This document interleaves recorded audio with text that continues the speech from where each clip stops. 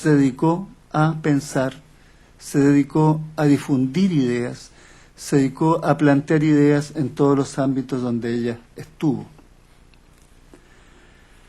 De manera que yo entiendo que intelectual en nuestros lares también puede ser, naturalmente, no solo una persona dedicada a ser intelectual, un filósofo, por ejemplo, que para mí es intelectual en la medida que supera la noción de especialista. Porque un especialista que ha dedicado toda su vida a trabajar en algo específico, que ha dedicado su tiempo a ganarse la vida de esa manera, indudablemente que realiza una tarea intelectual. Pero el término intelectual, como se decía esta mañana, y coincido con eso, es un término que se usa más bien no por lo que la persona haga, sino que por lo que las personas del ambiente, del mundo, piensan de ella. Y de tal manera que la noción de intelectual es una noción que llamaríamos en términos literarios una noción que podríamos considerar tal vez más que dependiendo de la persona misma, que depende de la canonización que se haga de ella en la vida social. Gabriela Mistral, como todos lo sabemos, es considerada fundamentalmente una poeta. Ella es la primera persona que obtuvo el Premio Nobel de Literatura en el ámbito hispanoamericano. En segundo término, ella es considerada por algunas personas como la persona por algunos historiadores fundamentalmente, como la persona más importante que ha habido en Chile.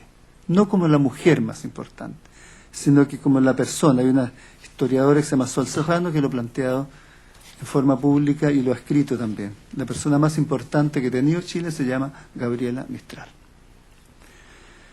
Todos sabemos también que Gabriela Mistral tiene una curiosa e interesante ambigüedad. Ella en realidad no es Gabriela Mistral. Y no llegó hasta el extremo de Neruda, que convirtió su seudónimo en su nombre. Simplemente usó para su vida de escritora, para su escritura, el término, el concepto, el nombre Gabriela Mistral, que no es idéntico a Lucila Godoy. Sin embargo, esta interesante ambigüedad tiene que ver también con el hecho de que ella realizó múltiples actividades y en forma simultánea. O sea, por un lado, ella era escritora de poesía y a eso dedicó lo mejor de su vida. Pero simultáneamente ella era una educadora. Y ella no solamente se ganaba la vida haciendo clases como todos nosotros, la gran mayoría, sino que también ella pensaba en eso y difundía. Y escribió una gran cantidad de artículos sobre problemas pedagógicos, tanto relacionados con los niños, con los educandos, sino que también con la propia pedagogía, es decir, con este arte que se trata a veces de llevar al nivel de ciencia, que es el de educar. Gabriela Mistral no solamente fue una persona que vivió de la pedagogía, sino que también que sirvió mucho en la pedagogía. Dio conferencias, participó en muchas ceremonias donde ella celebró a los alumnos graduados de otras partes. Ella nunca tuvo educación universitaria, sin embargo fue invitada más de una vez a hablarle a los alumnos de algunas universidades, tanto de Estados Unidos como de Hispanoamérica. Y ella tuvo toda una tarea importantísima donde hay un discurso clave en su vida, que es el discurso de la educación, el discurso de la pedagogía, el discurso del niño relacionado con esto, ser el niño en su condición de educando, etc. Es un aspecto que vale la pena considerar. Por otro lado, hay un aspecto también, dos aspectos más que son muy fundamentales en su vida, que son no propiamente hablando poética, que es la noción política. Gabriela fue una mujer muy, pero absolutamente dedicada, interesada en la política. No fue miembro de ningún partido político, pero tuvo una posición política muy definida. Ella postuló en algún momento dos cosas que son interesantes. Por un lado, ella creía en un socialismo no internacional, sino en un socialismo americanista criollo. Es decir, ella creía en un socialismo que tuviera su sentido no en la vieja Europa, sino en la joven América, que fuera un socialismo adaptado a las condiciones que uno vive acá, en lo cual se adelantó muchos años al presidente Salvador Allende, que también postuló un socialismo a la chilena, como le llamó él en su campaña. Y por otra parte, Gabriela Mistral en algún momento en una carta, justamente en una carta que le envió a uno de sus grandes amigos políticos, un presidente de Chile, Don Tinto, como le decían, que le escribe en una parte y le dice: yo soy una socialista cristiana, que es un concepto que ustedes comprenderán por allá por los años 30, 40, no eran conceptos muy propios de su época, eran simplemente uno de los tantos adelantos que Mistral hizo en su pensamiento de cosas que vendrían a futuro. Es curioso que hay distintas personas de posiciones muy distintas frente a la Mistral y frente también a la vida que piensan en lo mismo. Gabriela Mistral fue una adelantada. La palabra adelantado viene lamentablemente de un origen que podemos discutir, ¿no es cierto?, el origen político imperial de los colonizadores, de los conquistadores, digamos claramente de los invasores de Chile y de América, que mandaban un adelantado, que algo así como una persona que va a ver qué es lo que pasa y se manda primero a alguien que sea un hombre de confianza, pero al mismo tiempo que se pueda morir para que no se muera el jefe. Bueno, pero hay otro sentido adelantado, que es la persona que es capaz proféticamente de adivinar lo que viene y de proponer lo que después, años después, se va a plantear. Este otro punto que me parece destacable, que lo vamos a tocar, es el problema justamente de la condición política de Gabriela Mistral y de algunas de sus ideas. La tercera es el pensamiento religioso. Gabriela Mistral fue una persona profundamente religiosa y muy críticamente religiosa y muy también no heterodoxamente religiosa. Y fue religiosa también en el doble sentido que ella tenía una sensibilidad, tenía una forma de vida, tenía una búsqueda enorme de fe, de religión y de espiritualidad que la plasmó a través de distintos momentos de su vida. Empezó siendo católica como todo el mundo y terminó como católica, lo dice ella de manera muy hermosa, y más aún bajo el que en el momento pidió como su traje de muerte el hábito franciscano, porque ella perteneció a la Orden Tercera de San Francisco, y por eso es que los elementos fundamentales del premio Nobel de Gabriela Mistral están en el convento franciscano, porque los dejó ahí. Si alguien quiere ver, por ejemplo, la medalla, tienes que ir a verla ahí, no está en otra parte. Obvio, porque es una sola. Es como la Copa Libertadores de América. Se mira y no se toca. Ah. Entonces nosotros tenemos que hay esas tres dimensiones en la obra intelectual de Gabriela Mistral. Intelectual en el sentido que ella no necesariamente es original, sino que es persona que plantea algunas cosas originales junto con otras que son naturalmente de otros lugares y de otros ámbitos. Y de otras personas que ella siempre se encarga de citar. Cosa que ya se dijo esta mañana y que habrá que seguir repitiendo. Todos nosotros tenemos una vida más o menos pseudo-intelectual, estudiantes, profesores, universitarios, por el hecho de estar en la universidad, de vivir acá, de participar en sus actividades, somos, nos gusten o no, medianamente pseudo-intelectuales, para no ser tan farsantes. Y esto pseudo-intelectual nos obliga a nosotros a aprender las reglas del trabajo intelectual. Y una de esas reglas fundamentales es de que cuando uno dice una idea que es propia, hay que decirla nomás.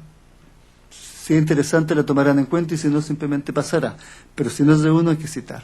Y Gabriela Mistral citaba, leía y citaba claramente a quién estaba repitiendo o a quién estaba comentando o a quién estaba alabando. El otro aspecto que también es interesante, pero que lo vamos a dejar de lado por esta vez, es toda la dimensión de Gabriela Mistral, pensadora, teórica de la literatura y del arte. Hay una vasta gama de trabajos de esa naturaleza de Mistral, desde sus orígenes prácticamente como escritora, cuando era todavía una joven, pero ya estaba planteando ese tipo de cosas. De manera que, según esto, como yo lo veo, después de largos años de lectura de Gabriela, yo pensaba llegar que hay, en cuanto intelectual, Gabriela Mistral se destaca fundamentalmente en esos tres aspectos. Por un lado, en su dimensión política, yo diría que en primer lugar en su dimensión religiosa, y en su dimensión pedagógica. Ahora, todo esto está junto. No es que hay una cosa primero, esa teoría de las etapas con que habitualmente se habla a los escritores, en este caso no tiene sentido tampoco. En muchos casos no tiene mucho sentido pensar en etapas, porque normalmente una persona está pensando en una cosa junto con otras. O sea, nadie empieza una línea, termina la otra, y después que termina esta empieza a pensar en otra cosa. No, se está pensando simultáneamente. Y en ese sentido Gabriela Mistral era una persona muy activa, estaba todo el tiempo pensando, leyendo, discutiendo y denunciando. Creo que esos son los aspectos principales. Gabriela Mistral ocupó todos los medios que habían en su tiempo, orales y escritos, para dar su opinión permanente sobre las cosas más importantes, según su opinión, tanto de Chile como del mundo. Empezó primero hablando de su zona, de su región, de su pueblito, y siguió terminando hablando de los problemas del mundo, fundamentalmente en los periodos de las guerras mundiales. Y lo interesante es eso, que siempre tuvo una visión muy crítica, una visión muy personal también, y es por eso que es difícil separar el pensamiento de otros grandes intelectuales con el pensamiento de ella, en esa dimensión en que ocupó sus capacidades para hablar y sobre todo con una perspectiva pedagógica, una perspectiva educadora. Aún hablando de política, ella se da el lujo en algún momento, por ejemplo, de criticar el concepto de clases sociales y de señalar que las clases sociales que hay en Chile no son 3, sino que son 5, y especifica. Y habla, escribe mejor, tal como quien le escribe a sus estudiantes. Siempre de manera muy sencilla, pero profunda, y tratando de que se la entienda, cosa que no todos los profesores conseguimos, pero hay que intentarlo siempre. Ahora, ella ocupó todo lo que encontró, conferencias, invitaciones, escrituras, diarios, libros para la enseñanza, etcétera, como un medio de criticar fuertemente todo lo que consideraba los males de este mundo y al mismo tiempo de propiciar las ideas que para ella eran más importantes. Escribió con un alto sentido de conciencia social, que me parece a mí que es la cualidad básica que le sirve de base y de punto de partida a gran parte de su obra, no solamente intelectual, sino que también literaria. Y además con un fuerte espíritu profético, es decir, de anunciar lo que iba a suceder y de criticar también muy fuertemente lo que estaba sucediendo. Escribió con pasión, con belleza y con compromiso personal. No fue una ideóloga. Ella nunca estuvo defendiendo una idea muy determinada, nunca defendió una doctrina, sino que defendió algunos más bien testimonios, más bien formas de vida, más bien algunas maneras de sentir y no solamente de pensar lógica y racionalmente. Ella tampoco fue filósofa, y sin embargo se planteó toda clase de problemas que los filósofos se han planteado, sino que yo diría que ella es una pensadora independiente. Pensadora en el sentido de que era una persona que tenía un trabajo intelectual y una actividad intelectual permanente. Estaba todo el tiempo pensando, estaba conversando, estaba tomando mate, fumando, tomando mate con malicia, naturalmente, como buena chilena. Y sin embargo estaba siempre planteando ideas. Cuando iban a verla a sus amigos, cuando conversaba con los jóvenes, no era solamente para decirle que bueno que me vinieron a aplaudir, sino que para decirle algo, hablarle del problema de los campesinos, decirle que los niños necesitaban tener zapatos para ir a la escuela, criticar las políticas del gobierno que le parecían erróneas, etcétera. Y en este sentido, ella fue una especie de cronista de ideas, porque las ideas que ella maneja no son muy difíciles de entender, las explica con un lenguaje bastante simple, y la gran mayoría no son ideas personales, son ideas que ella ha ido acogiendo en el diálogo con otros, en sus enormes y heterogéneas lecturas, y naturalmente en todas las conferencias que tuvo que preparar. Cuando uno tiene que hablar, aprende de lo que no sabe. Lo que mejor aprende uno es lo que enseña, y a veces enseña lo que no sabe, por lo tanto lo aprende. Creo que eso ya hay algo que en Gabriela se desarrolló plenamente. Ella tuvo que ganarse la vida también, no solamente con el dinero que le pagaban como profesora, que era insuficiente, sino ganarse la vida también escribiendo para los diarios, y a veces le pagaban para que diera algunas conferencias en Estados Unidos, porque ahí pagan por esas cosas. Ahora, el hecho de que le pagaran por eso no, de ninguna manera le cortaba la lengua, al contrario, parece que se la estimulaba más. Ahora, lo otro interesante de Gabriela Mistral es que cuando dije que era una pensadora independiente, porque ella escribía también desde su condición de mujer. No fue feminista, pero planteó muchos problemas de defensa de la mujer y se consideró, y lo fue de hecho, una defensora de la mujer, siempre que fuera una mujer humilde, siempre que fuera una mujer campesina o que fuera una niña, que son los tres grandes elementos que ella siempre defendió. También el punto de vista permanente que ella manejó en los textos, hay una especie de hablante que es común, porque tiene por un lado estas características, que es crítica, que es terriblemente crítica, que es también socialmente muy abierta, muy sensible, que siempre asume la actitud de educadora, pero no de cualquier educadora, de una educadora cristiana, pero no desde un espíritu de conocimiento, sino más bien un espíritu religioso y político.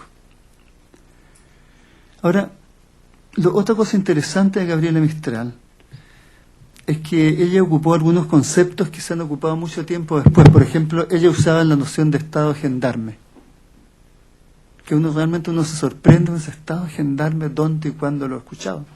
Bueno, Gabriela Mistral lo usaba, y con eso señalaba también que ella era muy opuesta naturalmente a ese estado.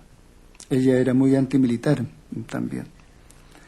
Por otra parte, él ocupó el criterio que era ya en la época de cristianismo social, que en su tiempo era bastante difícil de pensar. El cristianismo siempre ha sido social, lo dice Gabriela, pero el hecho de ocupar el concepto de cristianismo social es muy interesante. El otro concepto que ella usaba es el concepto de trabajador intelectual, que es un concepto bastante moderno, bastante actual. Durante mucho tiempo, cuando se hablaba de trabajadores, se pensaba solamente en los trabajadores manuales, pero no los trabajadores intelectuales. Incluso todavía aquí en la misma universidad, si ustedes se dan cuenta, cuando se celebra el Día del Trabajador, no se toman en cuenta a los profesores.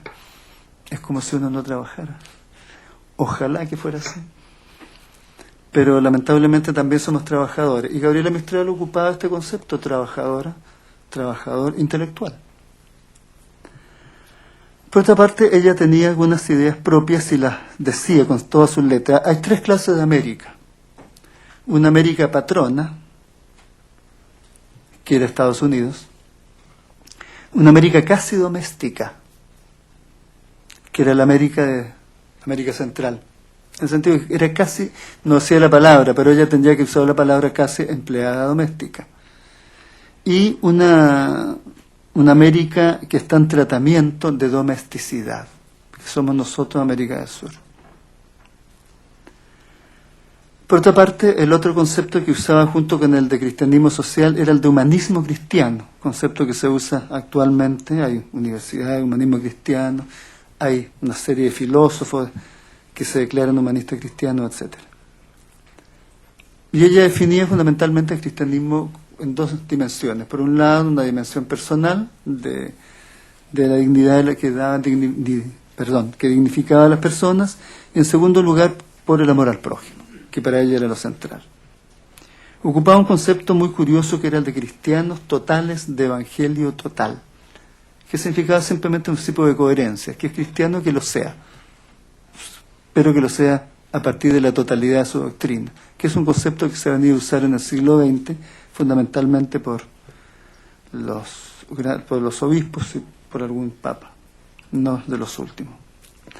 Y el otro aspecto que es muy interesante es que ella se habla no en nombre propio, a pesar que siempre hay muchas cosas que la dice en términos personales. Yo viví esto, a mí me pasó esto otro, yo conocí en tal parte, vengo llegando aquí, voy para allá, pero en distintos momentos ella hablaba de las personas que, como se dijo mucho tiempo, pueblos que no tenían voz, de los que no podían hablar, de los que no tenían derecho a una voz social. Entonces ella asumía ese derecho de hablar en nombre de esa persona. Por ejemplo,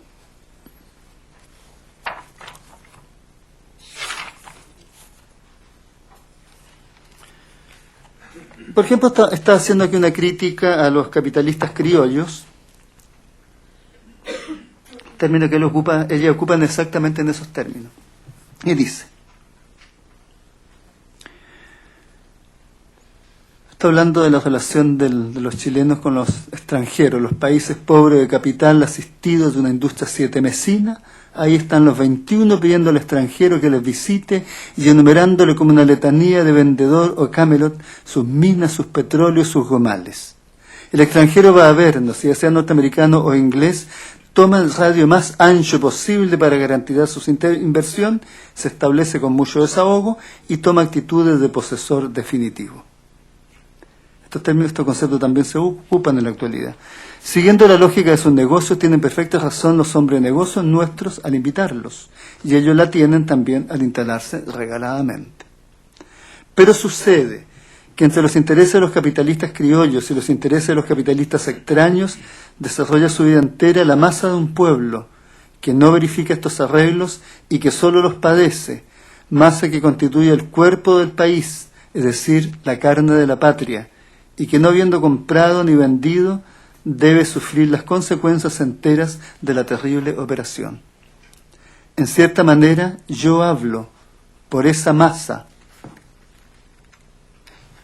a la que pertenezco en cuanto a persona sin tierra, pero que forma parte de una tierra en nombre de esa masa a la cual le ocurre la desgracia que se despierta un día sabiendo que su provincia dejó de ser cubana, chilena o venezolana, sin que ella supiese el cómo ni el cuándo de su desgracia.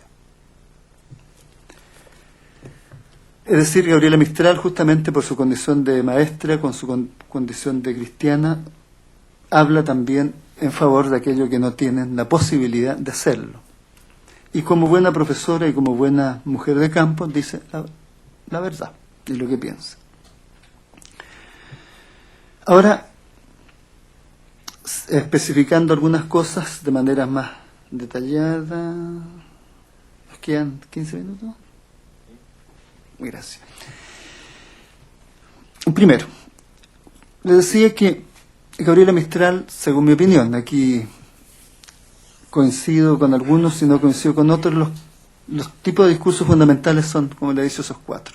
El discurso político, el discurso pedagógico, el discurso religioso, no teológico, religioso, y el discurso teórico, literario.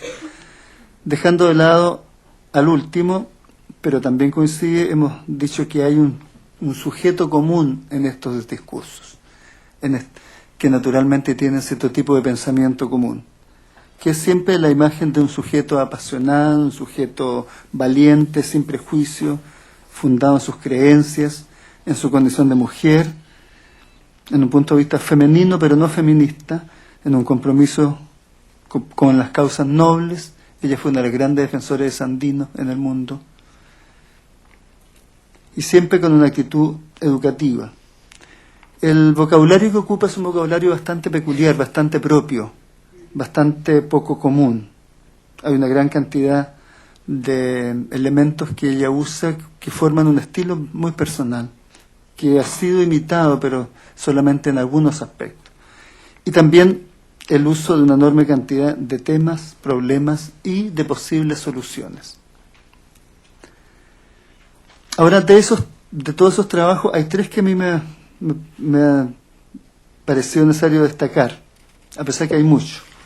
Uno es un ensayo que se llama Menos cóndor y más huemul, que ha sido muy destacado últimamente, sobre todo por Sonia Montesino, que lo ha puesto una y otra vez. Es un texto que ya tiene varios años, es uno de los recados contando a Chile, que editó hace mucho tiempo atrás un sacerdote que era uno de sus más grandes seguidores, y es básicamente una metáfora de identidades chilenas. Se ha dicho que es la metáfora de la identidad. Yo no creo que exista la identidad chilena, sino que hay identidades chilenas. Y aquí hay claramente dos. La primera es naturalmente el cóndor, y la otra es el huemul. Y ella pide menos cóndor y más huemul. Como todos sabemos, el cóndor y el huemul son los dos seres animales que aparecen en el escudo de Chile. Por lo tanto, representan lo que quienes hicieron ese escudo, ese símbolo nacional, tendría que significar. Y el que se ha destacado mayormente ha sido el cóndor, pero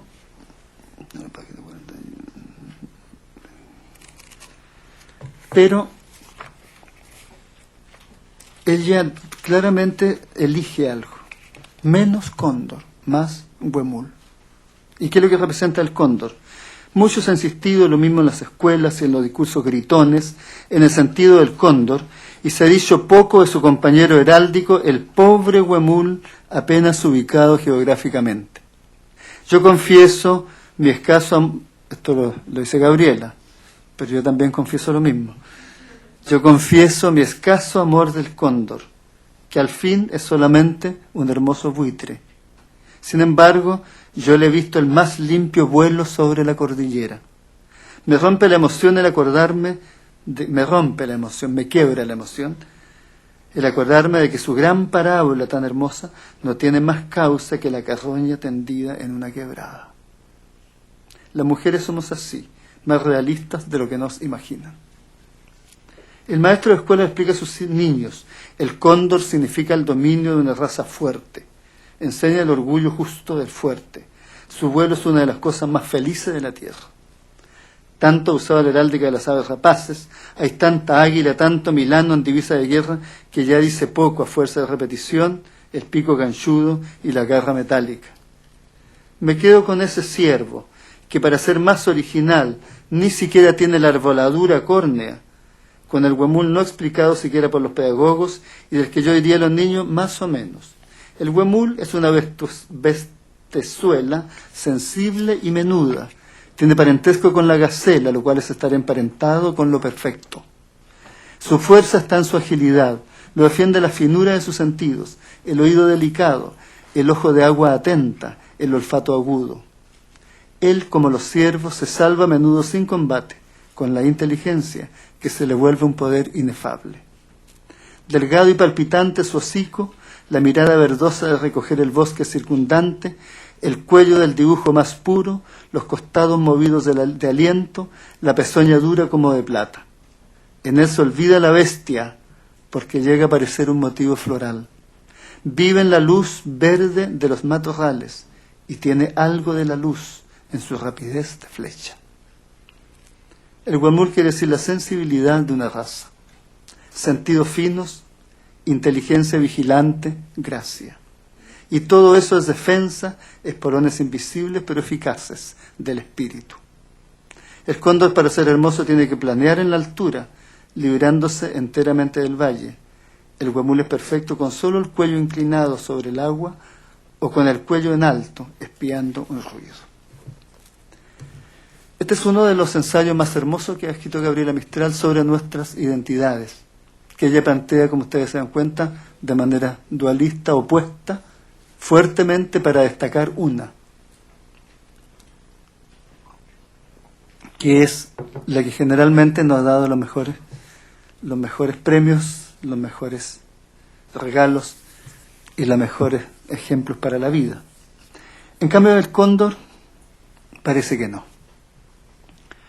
Hay otro ensayo que es muy interesante de Gabriela Mistral, que se llama Cristianismo con sentido social, que parte de una base muy clara y muy definida. Ella dice: en este momento, ¿qué es lo que sucede? Todos los países, todos los grupos sociales, todos los tipos de personas que quieren liberarse, que quieren avanzar, se están separando de la religión. ¿Y por qué? ¿Porque ellos están equivocados? Que sería, ¿no es cierto?, la posición de muchas iglesias. No, porque las religiones no han sabido tener la sensibilidad para apoyarlos, para ayudarlos. Y allí pone algunos ejemplos diríamos, de excepciones y también de críticas profundas. Críticas fundamentalmente a la Iglesia Católica, que generalmente se le achaca no solamente lo que ha hecho, sino que lo que no ha hecho. Pero en este caso, efectivamente, hay una culpa social bastante antigua. Pero, más que antigua, es bastante del siglo XX y del siglo XIX. Es cierto que hay algunas grandes figuras. León XIII escribió encíclicas sociales antes del Capital de Carlos Marx. Fue uno de los primeros defensores públicos, sociales de los campesinos, sobre todo de los trabajadores, porque en ese tiempo tuvo sensibilidad para hacerlo. Después apareció el gran discurso de Marx, que rápidamente se transformó en un gran discurso político. Pero lo que sí es efectivo, y esto es lo que critica Gabriela Mistral, es que el sentido social originario del cristianismo se perdió con el tiempo. Y que eso ha sido naturalmente la causa de que los obreros, que los campesinos vayan abandonando lentamente la iglesia o la religión o simplemente el interés por todos estos fenómenos.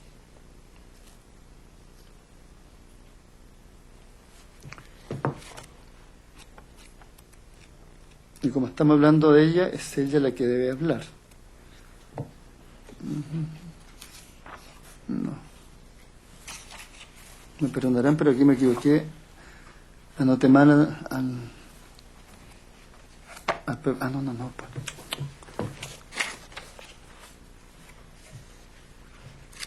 Me equivoqué del libro. Suele pasar.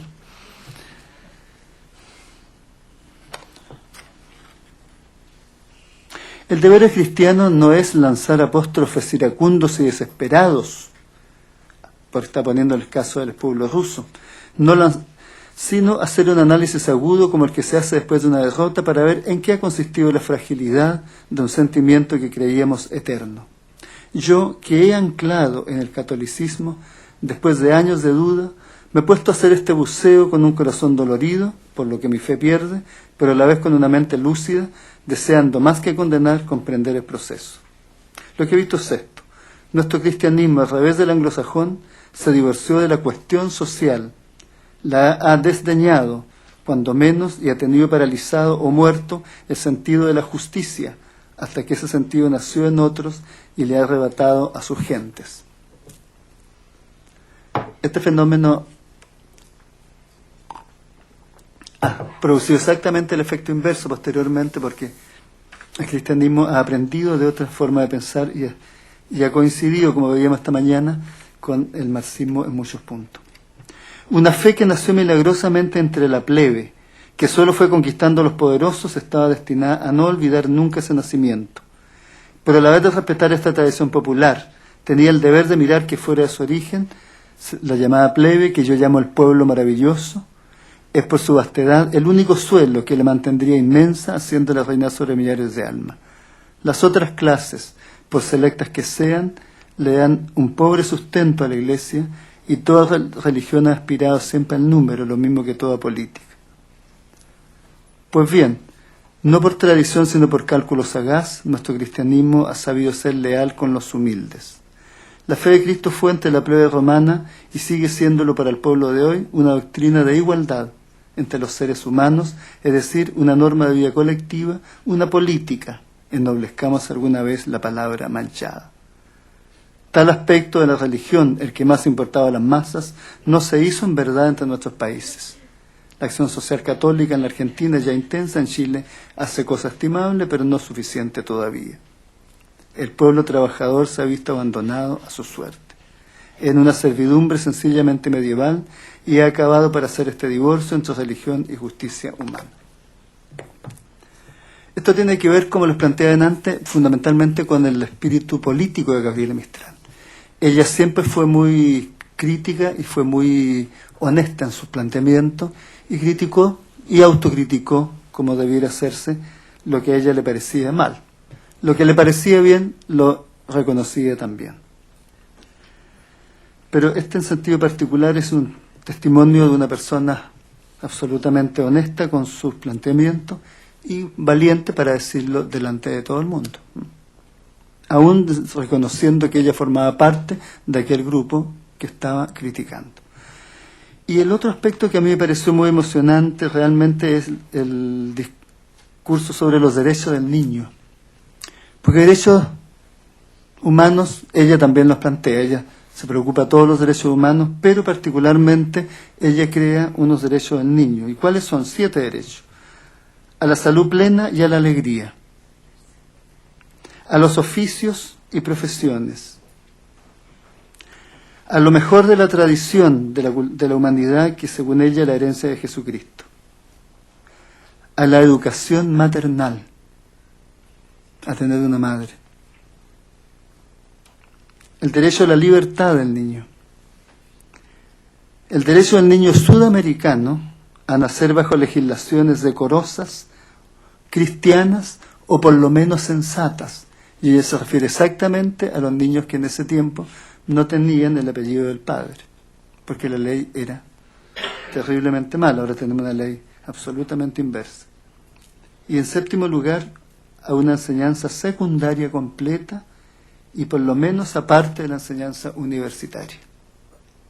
Estos son uno de los planteamientos de Gabriela Mistral en ese hermoso texto que es Derecho del Niño. Para completar, para terminar, yo diría lo siguiente. Por un lado, repetir la expresión de Sol Serrano, que Gabriela Mistral es la persona más importante, más destacada que hemos tenido en este país. Poeta primero, pero también ensayista, también cronista, también crítica, también exégeta, también recadera. Transformó los recados campesinos en un género literario. Educadora, política, religiosa, campesina, defensora de los humildes, fundamentalmente de los niños, los campesinos y los indígenas, y defensora también de las mujeres, sobre todo de la madre más triste. Hay unos hermosos poemas a la madre más triste.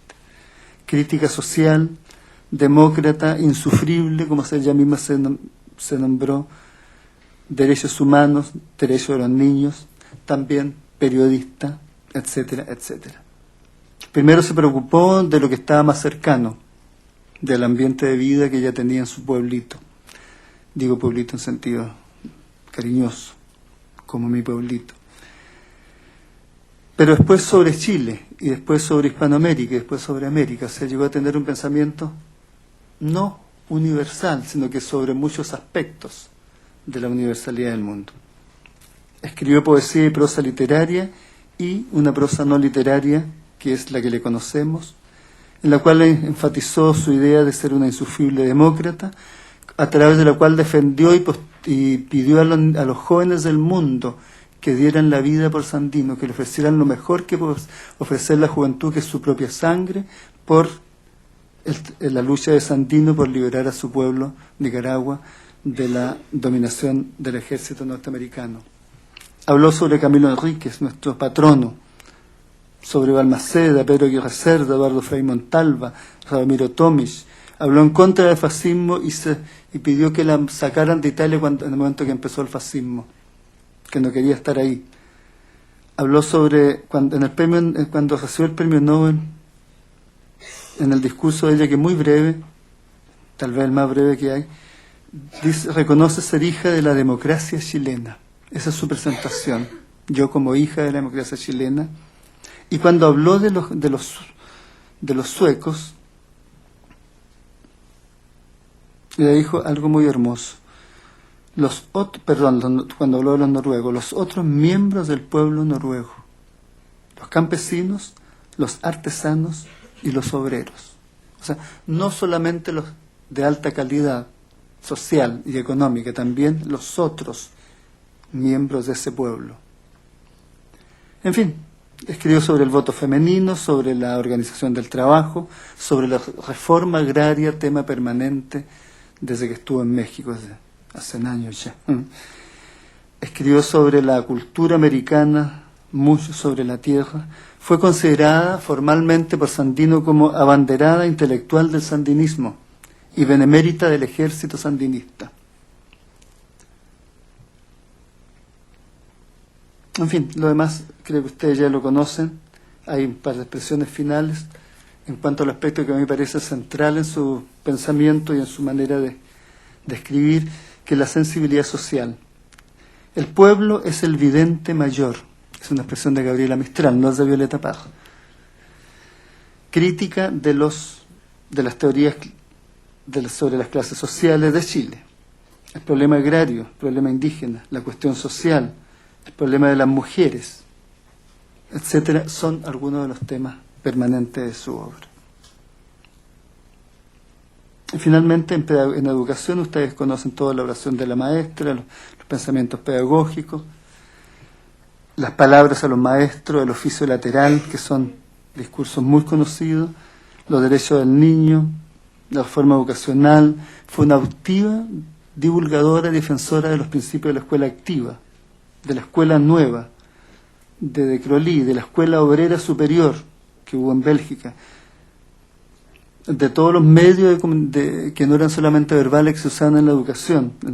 Habló del kindergarten, habló a los universitarios, etcétera, etcétera, etcétera. La radiofonía y los auditorios invisibles. Bueno, con eso terminaría para tener